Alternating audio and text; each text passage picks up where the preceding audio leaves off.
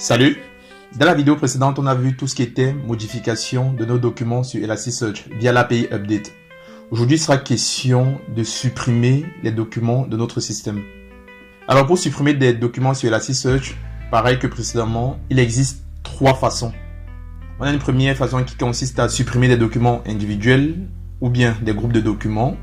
Et dans ce cas-ci, la suppression se fait de façon asynchrone. J'y reviendrai par la suite. La deuxième façon, c'est la suppression de l'index. Ici, c'est beaucoup plus rapide vu qu'on supprime totalement tous les fichiers qui sont liés à l'index sur notre disque. Ensuite, la troisième manière est de fermer tout simplement l'index. Ici, vous voyez que les documents ne sont pas véritablement supprimés. Tout ce qu'on vient de faire, c'est de les rendre indisponibles lors d'une requête ou bien d'une recherche. De cette façon-ci, on a la possibilité de les réactiver, de réouvrir l'index si besoin est. Ça, ce sont les trois façons qu'on a de supprimer des documents sur Elasticsearch. Alors, on va commencer par la première façon. Je vous ai dit qu'on pouvait supprimer des documents sur Elasticsearch de façon individuelle ou bien des groupes de documents. C'est ce qu'on va voir ensemble. Et pour faire ça, il existe plusieurs méthodes sur Elasticsearch. Déjà, on va commencer par la suppression de documents individuels. Alors, pour supprimer un document de façon individuelle, vous devez connaître son ID. Donc, vous devez être capable de l'identifier sur votre système. Par exemple, on va considérer ce document-ci. C'est celui avec lequel on travaille depuis 3 vidéos déjà.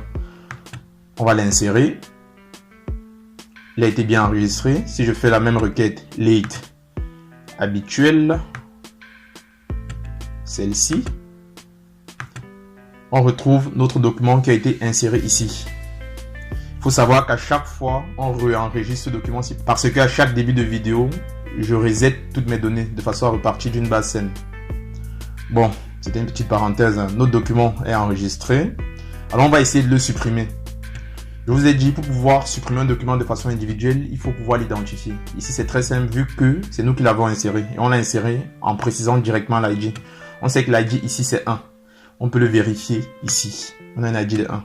Donc, du coup, si on veut pouvoir supprimer ce document-ci, il faudra exécuter cette requête-ci. On utilise le verbe http delete, l'index getTogether, le type _doc. Et ici, on mentionne l'ID du document qu'on souhaite supprimer. On exécute. Bim, tout s'est bien passé. Donc, pour vérifier tout ça, je peux refaire la requête de tout à l'heure pour rechercher le document, mentionnant late. Si je fais recherche, vous voyez que le document n'est plus visible. Ça veut dire qu'il a été supprimé.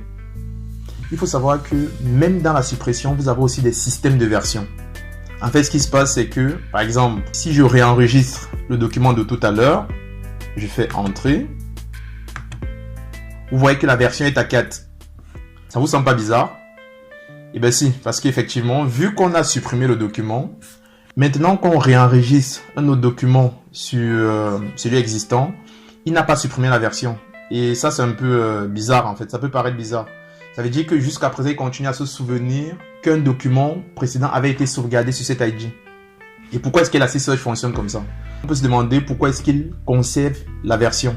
C'est lié au problème de concurrence dont je vous ai parlé dans la vidéo concernant les mises à jour.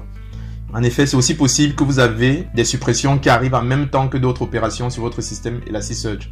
Imaginez par exemple qu'une requête a essayé de mettre en place une mise à jour et ensuite derrière, une autre requête a essayé de supprimer la donnée. Si derrière la requête de suppression se termine avant, elle aura changé la version. Si Elasticsearch n'avait pas mis un système de version même sur le delete, la requête de mise à jour recréerait automatiquement l'objet. Donc en effet, le fait que la version soit disponible, lorsque la mise à jour va vouloir sauvegarder le document, elle va se rendre compte qu'il y a déjà une requête de suppression vu que la version aura changé. Du coup, la mise à jour va péter, comme ce que je vous ai montré dans la vidéo précédente. Vous aurez une erreur de type version conflict. Or, ce comportement n'est possible uniquement si la version reste disponible. Vous voyez que je vous ai dit, l'update est arrivé en premier, la suppression est arrivée en deuxième, sauf que la suppression a terminé avant. Si la suppression effaçait totalement le numéro de version du document sur lequel il venait juste de travailler, lorsque l'update se terminerait, il n'aurait pas l'information comme quoi le document a été modifié via une autre opération Elasticsearch. Et c'est parce que la version reste disponible qu'Elasticsearch est capable de se rendre compte qu'il y a une opération qui a été exécutée avant. Mais bon, Elasticsearch ne va pas garder cette version-là indéfiniment. Le paramètre par défaut, c'est 60 secondes. Ça signifie que sur Elasticsearch, si vous avez une mise à jour qui arrive sur votre système et que derrière, elle s'exécute pendant un certain nombre de temps, entre-temps, une requête de suppression arrive, la version restera disponible pendant 60 secondes. Ça signifie que la première requête de mise à jour a 60 secondes pour s'exécuter. Si elle s'exécute en moins de 60 secondes, elle aura la possibilité de se rendre compte que la version a été modifiée. Et 60 secondes, c'est largement suffisant. Vous aurez rarement des requêtes de mise à jour qui prennent 60 secondes, c'est trop. Ça signifie que votre système a été mal dimensionné. En général, il est même conseillé de diminuer. Vous pouvez faire ça via votre fichier elasticsearch.yml de configuration qu'on utilise depuis le début. Il vous suffit par exemple de rajouter cette ligne ici. index.gc_delete. Moi j'ai mis 5 ici, ça signifie 5 secondes. Je vous ai dit par défaut c'est 60 secondes. Bon, ce qu'on peut faire c'est que on va resupprimer le document de tout à l'heure en faisant un delete et on va attendre suffisamment longtemps pour voir si la version va continuer à s'incrémenter. Je supprime le document. Je peux vérifier ça ici. Bon, c'est plus nécessaire, mais bon, on ne sait jamais, pour être sûr. On voit que le document a été supprimé. Et là, je vais attendre 60 secondes. Mais bon, pour les besoins de la vidéo montage, je vais les couper. Alors, les 60 secondes sont écoulées. Je vais essayer de réenregistrer notre document. Je fais Entrée. Vous voyez que la version a été réinitialisée. Ici, le numéro de version est 1. On aurait dit que c'était la première fois qu'on a enregistré ce document. Et c'est un peu comme ça qu'Elasticsearch fonctionne. Je vous ai dit, il garde la version pendant un certain temps. Et ensuite, derrière, il la réinitialise. Le temps pendant lequel il le garde, c'est au cas où il y a une requête qui avait commencé à travailler sur notre document avant qu'on essaye de le supprimer. Il faut savoir que dans le cadre d'une suppression de document, si vous avez en place un système de version externe, les choses sont encore pires. C'est encore un peu plus compliqué à gérer. On verra ça dans une autre vidéo. Voilà pour ce qui est de la suppression d'un document de façon individuelle. Je vous ai dit qu'on a aussi la possibilité sur Elasticsearch de supprimer des documents par groupe. Ça, c'est tout ce qui est suppression de masse ou bien mise à jour de masse. On verra ça dans le chapitre 10 du livre et ici, ce sera dans le cadre d'une autre vidéo. Donc je ne vais pas aborder ce concept dans cette vidéo parce qu'il est assez complexe, il est assez vaste. Ensuite, on a la suppression de types. Sur les versions d'Elasticsearch 1 et 2, c'était possible de faire ça parce qu'il y avait la possibilité d'avoir plusieurs types dans un index. Ici, ce n'est plus le cas. Donc, en gros, supprimer un type sur Elasticsearch revient à pratiquement supprimer l'index, vu qu'on a un type par index dorénavant. Mais il faut savoir que pour ceux qui utilisent les versions d'Elasticsearch 1 à 2, lorsque vous supprimez des types sur Elasticsearch, c'est beaucoup plus lent que quand vous supprimez l'index directement. Ou alors un document de façon individuelle. Parce que sur Elasticsearch, la séparation en types est plutôt logique. Mais physiquement, les documents sont situés au même endroit. On avait vu ça dans les débuts de la formation. Donc, en gros, ce que Elasticsearch va faire derrière, contrairement à ce que vous pouvez penser, c'est-à-dire qu'il regarde le type et le supprime directement, vu que vos données sont stockées toutes au même endroit, il va filtrer sur toutes vos données et filtrer sur le champ où est stocké le type de chaque document. En fonction de si le document est de votre type, il va le supprimer. Donc, en gros, il a besoin de parcourir toute votre base de données, contrairement à ce que vous aurez pu penser. C'est pour ça que ça prend beaucoup de temps. Mais pour ceux qui travaillent sur les versions récentes d'Elasticsearch, on n'a pas besoin de se préoccuper de cela. En général, lorsqu'on a besoin de faire ça, on supprime directement tout l'index. Dans le cas de la suppression, on a aussi la possibilité de supprimer des documents en utilisant l'API Delete by Query. C'est une API assez puissante d'Elasticsearch qui arrive aussi avec les dernières versions. Elle va vous permettre de supprimer des documents qui correspondent à une certaine recherche. En gros, c'est comme si vous avez fait une recherche sur Elasticsearch, il vous a retourné des documents et vous voulez supprimer ces documents. Il est donc question de mettre en place une query qui correspond à vos documents que vous souhaitez récupérer et Elasticsearch va se charger de les supprimer directement. Ce qu'on peut faire, c'est essayer de sauvegarder un autre document de façon à avoir plusieurs documents dans notre index. On va essayer de sauvegarder un autre document avec l'ID 50. Ça s'est bien passé. On refait une recherche comme d'habitude. Notre recherche nous retourne les deux documents qu'on vient juste de sauvegarder. Depuis tout à l'heure, vous voyez qu'on récupère nos documents en faisant cette requête-ci. On envoie une requête recherche. Je vous ai présenté cette requête d'ailleurs dans les vidéos précédentes de la formation. Ensuite, derrière, on a juste à renvoyer cette query à l'intérieur de notre requête. Vous n'avez pas besoin de savoir exactement ce que c'est. On verra aussi ça dans le prochain chapitre. Le chapitre 4 du livre, par exemple, sur la recherche. Bref, dans le cadre de la récupération de nos documents, à chaque fois, on fait cette requête-ci. C'est-à-dire, on recherche les documents qui mentionnent le mot-clé late qu'on a ici. Ici, on retrouve les documents qu'on vient juste de sauvegarder. Donc, il sera donc question de supprimer ces mêmes documents via ces mêmes critères de recherche. Et pour faire ça, vous allez utiliser la query dont je viens de vous parler. Delete by query. Donc, en gros, ça reviendrait à exécuter cette requête-ci. Vous voyez qu'on a le même corps au niveau de la requête. Ça signifie que vous devez lui fournir les mêmes paramètres de recherche qui correspondaient à vos documents quand vous vouliez les récupérer. Vous lui passez ce JSON-ci.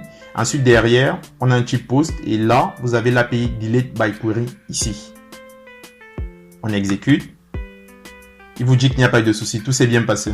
Donc, en gros, si on refait une recherche avec le mot-clé late ici, normalement, on ne devrait rien trouver. Et bim, il a pu supprimer nos documents. Vous voyez que c'est assez rapide. C'est une query assez puissante en fait. Mais par contre, quand vous l'utilisez, il faut être bien sûr que votre query est exacte. Sinon, vous allez vous retrouver en train de supprimer des documents de façon involontaire. Donc, il faut bien s'assurer que la query que vous lui passez en paramètre vous renvoie bel et bien et exactement les documents auxquels vous vous attendez. Bon, pour nous, c'était simple parce que depuis le début, on utilise cette query pour rechercher nos documents. Voilà pour ce qui est de la suppression en fonction de certains critères de recherche dans la requête. Et enfin, il ne nous reste plus que la suppression de l'index sur Elasticsearch. Alors, sur Elasticsearch, c'est possible de supprimer un index juste en faisant ceci. Juste en faisant un delete avec le nom de l'index, vous avez la possibilité de supprimer votre index. Vous avez même la possibilité de supprimer plusieurs index, comme on faisait au tout début de la formation, en rajoutant des virgules ici et en mentionnant les index que vous voulez supprimer. Bon, nous, dans notre cas, on a un seul index. Ça, c'est une façon de faire. Si je fais entrer, la requête s'est bien exécutée. Donc, si par exemple, je refais une recherche qui me permettrait de récupérer tous les documents dans mon index, vous voyez qu'il n'y a plus rien. Et là, si je viens juste de supprimer notre index, il n'existe plus sur notre moteur de recherche. Vous voyez que la requête est assez simple. Il existe pas mal de façons de supprimer des index sur Elasticsearch. Vous avez par exemple la possibilité de tout supprimer d'un coup, c'est-à-dire ne même pas spécifier l'index. Il suffit de faire cette requête-ci. Mais au lieu de spécifier l'index, tout ce que vous avez à faire, c'est écrit ici par exemple /all. De cette façon-ci. Vous faites entrer, mais bon, là ça s'est bien passé. Là, ce qu'il vient de faire, c'est qu'il vient de supprimer tous les index qui étaient disponibles sur notre machine. Vous avez la possibilité de mettre le champ _all ou alors mettre directement le wildcard. En français, c'est générique ici, en mettant une étoile. Donc, si vous faites ça, pour lui, c'est la même chose que all. D'ailleurs, il vous le propose directement en dessous. Alors, on vient d'exécuter la requête. Je vous ai dit, ce qu'il vient de faire, c'est supprimer tous les index disponibles sur notre machine. Directement, on se rend très vite compte que c'est une requête qui peut être dangereuse sur votre système. Ça signifie que si vous donnez la possibilité à n'importe quel client d'interroger votre moteur de recherche un peu n'importe comment, ils auront la possibilité de supprimer vos index sans que vous ne contrôliez sur votre moteur de recherche. Alors très souvent, ce qu'on fait, c'est que lorsqu'on met en place un cluster Elasticsearch, on désactive ces fonctionnalités-là, de façon à interdire, à ne pas permettre aux clients de pouvoir supprimer vos index à la volée. Là, ce qu'il faut faire, c'est aller dans le moteur de recherche et configurer le paramètre action.destructive _ require names true. C'est pour dire que si vous voulez supprimer un index sur Elasticsearch, il vous faudra le préciser. Faites CTRL S. Bien entendu, si vous voulez que ces paramètres-là soient pris en charge dans votre moteur de recherche, il faudra redémarrer votre système. Je vous avais dit en début de formation que Elasticsearch ne prenait pas les paramètres dans votre fichier IML à chaud. Il faut à tout prix les redémarrer. Voilà pour ce qui est de la suppression d'index sur Elasticsearch. En effet, l'avantage de cette méthode-ci, c'est qu'elle est beaucoup plus rapide. Vous avez vu qu'elle s'est exécutée presque instantanément. C'est lié au fait que Elasticsearch n'a pas besoin de faire de traitement supplémentaire. Tout ce qu'il a fait, c'est supprimer tous les fichiers qui sont liés à votre index sur votre disque. Du coup, c'est beaucoup plus rapide en fait. Alors que dans une suppression de documents individuels, il faut savoir qu'elle n'est pas instantanée, mais du tout. Tout ce qu'Elasticsearch va faire en fait, c'est qu'il va les marquer comme des documents à supprimer. Donc du coup, ces documents ne seront plus accessibles à la lecture et à l'écriture lorsque vous allez faire des recherches, mais les documents seront toujours bel et bien présents sur votre système. Il faudra qu'Elasticsearch attende la prochaine fusion pour pouvoir supprimer vos documents. Alors la fusion sur Elasticsearch, c'est le mécanisme pendant lequel il va merger vos segments, les segments Lucene. Si vous vous souvenez, en début de formation, je vous avais dit que sur Elasticsearch, vous avez des index. Un index peut être divisé en plusieurs fragments Elasticsearch. Mais par contre, les fragments Elasticsearch sont encore divisés en plusieurs segments Lucene. Et c'est un peu normal vu que Elasticsearch a été construit au-dessus d'Apache Lucene. En fait, ce qui se passe, c'est que vu que les segments sont des entités qui sont immutables, qu'on ne peut pas modifier, en général, Elasticsearch a besoin d'optimiser la taille des documents qui sont utilisés. Donc, à chaque fois que vous supprimez des documents, il doit réagencer un peu ces segments de façon à en avoir le moins possible. Donc en gros, lorsqu'il y a des documents qui doivent être supprimés, afin de ne pas avoir d'espace vide dans chaque segment, il émerge en fait de façon à optimiser la taille comme je vous disais. Et ces opérations sont périodiques. Donc ce que Elasticsearch va faire, c'est que lorsque vous allez supprimer un document, il va le marquer comme à supprimer. Et lorsque cette opération de merge sera planifiée dans un thread différent, c'est ce thread qui va s'occuper de supprimer effectivement vos documents sur Elasticsearch. C'est pour ça que ça prend plus de temps que la suppression directe de l'index. Parce qu'ici, Elasticsearch a des traitements intermédiaires qu'il faut qu'il exécute. Et enfin, je vous ai dit que pour supprimer des données sur Elasticsearch, on avait la possibilité de fermer des index. Avant de pouvoir faire ça, vu qu'on a déjà supprimé nos index, on va devoir réexécuter notre script populate.sh de façon à repeupler nos données. On vient ici, on relance le script. Il va nous recréer notre index. C'est pratique, non? Le script est recréé, on refait un test. Si je refais la recherche de tout à l'heure sur tout mon index getTogether, vous voyez, j'ai 10 enregistrements. Mes documents sont de nouveau présents sur mon système. Et c'est normal vu qu'on vient de réexécuter notre script. Alors, je vous disais que la dernière façon de supprimer des documents sur Elasticsearch, c'était via la fermeture d'index. Pour faire ça, vous devez utiliser l'API OpenClose d'Elasticsearch. Et vous avez la documentation qui est fournie ici. Elle est très simple à utiliser. Tout ce que vous avez à faire, c'est mettre en place une requête POST, spécifier l'index et rajouter le endpoint close ou bien open. C'est ce qu'on va mettre en place ici. Alors, ça peut être utile de fermer l'index au lieu de le supprimer lorsqu'on n'est pas encore sûr si on aura besoin plus tard des documents qui sont présents sur cet index-là. C'est très souvent le cas, par exemple, lorsqu'il s'agit de log applicatifs en production dans une entreprise. Et c'est normal parce que très souvent, on a peut-être besoin de savoir à quelle heure s'est connecté un certain utilisateur il y a peut-être 3, 4, 5 mois, dont les données restent pertinentes. Mais vu qu'on n'a pas envie que ces documents-là occupent de la mémoire vive sur notre système, qu'elles soient chargées à chaque démarrage d'Elasticsearch, étant donné qu'on ne les utilise pas tout le temps, on a la possibilité de fermer l'index au lieu de le supprimer. Ça signifie que l'index est toujours présent sur votre disque, mais toutes les requêtes de recherche ou bien d'écriture ne le verront pas, vu que les données ne seront pas chargées au démarrage. C'est simple, dès que vous aurez besoin de nouveau de vos documents, il faudra juste réouvrir l'index. Alors on va faire un test tout de suite. Je viens de vous montrer les documents qui étaient présents sur mon moteur de recherche. Si j'exécute la requête post getTogether _ close, et c'est bien exécuté. En gros, ce qu'on vient de faire, c'est qu'on vient de fermer notre index getTogether. Donc là, derrière, je vais essayer de réexécuter la requête de tout à l'heure de façon à récupérer tous les documents disponibles sur notre index. Si je refais la requête tout à l'heure, vous voyez qu'il n'y a rien. C'est normal parce que l'index a été fermé, donc Elasticsearch ne le voit même plus. Vous voyez que c'est assez pratique. Et c'est un peu comme ça qu'on a la possibilité de rendre des informations disponibles ou pas, de charger des documents à la volée ou pas. Je vous ai dit, l'exemple le plus parlant, c'est lorsqu'on met en place des logs temporels, comme les logs d'application. Ce qu'on peut faire, c'est essayer de réouvrir l'index. Ici, au lieu de close, on peut exécuter la requête avec le endpoint open. Vous voyez le propose ici. Je fais exécuter. La requête s'est bien exécutée. Alors ce qu'on peut faire, c'est essayer de réexécuter la requête de tout à l'heure pour voir si notre index est de nouveau disponible. Je fais entrer. Bim, vous voyez que les documents ont été rechargés.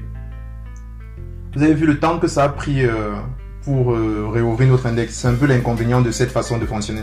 C'est que à chaque fois, vu que vous avez fermé l'index, il va enlever ces documents de son système.